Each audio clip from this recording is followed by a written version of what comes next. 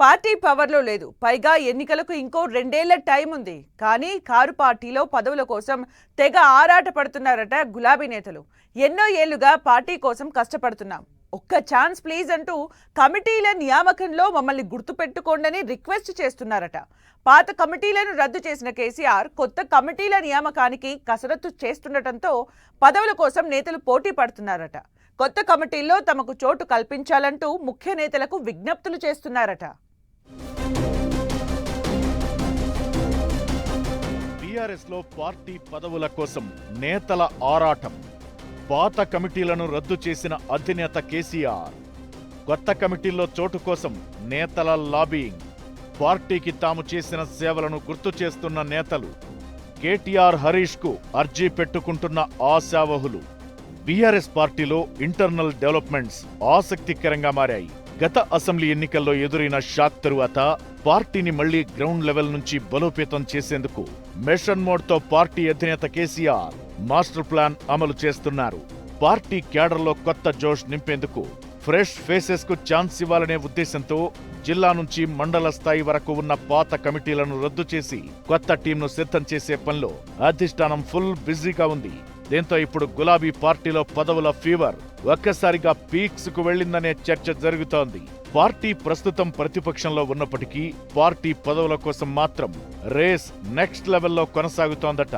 మాకో chance ఇవ్వండి please, party కోసం కష్టపడ్డామంటూ ఆశావహులు senior నేతల చుట్టూ చక్కర్లు కొడుతున్నారట. ముఖ్యంగా జిల్లా అధ్యక్ష పదవుల కోసం గట్టి పోటీ నెలకొనడంతో జిల్లా పార్టీ ఆఫీసులు మినీ పవర్ సెంటర్లలా మారిపోయాయట.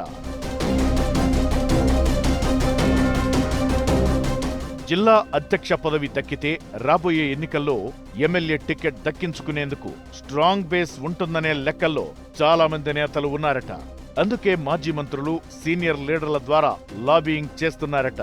ముఖ్యంగా బీఆర్ఎస్ వర్కింగ్ ప్రెసిడెంట్ కేటీఆర్, మరో కీలక నేత మాజీ మంత్రి హరీష్ రావు ఇంటి దగ్గర ఆశావహుల సందడి రోజురోజుకి పెరుగుతోందని తెలుస్తోంది. పార్టీ కష్టకాలంలో అండగా నిలిచాం, ఇప్పుడు మాకు గుర్తింపు ఇవ్వాలి అంటూ నేతలు తమ వంతు ప్రయత్నాలు ముమ్మరం చేస్తున్నారట.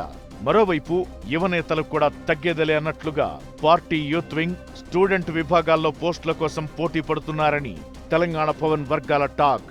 చాలా మంది నేతలు తమ ప్రొఫైళ్లు, బయోడేటాలు రెడీ చేసుకుని హైకమాండ్ దృష్టిలో పడేందుకు సోషల్ మీడియా నుంచి గ్రౌండ్ యాక్టివిటీస్ వరకు యాక్టివ్ గా కనిపిస్తున్నారట.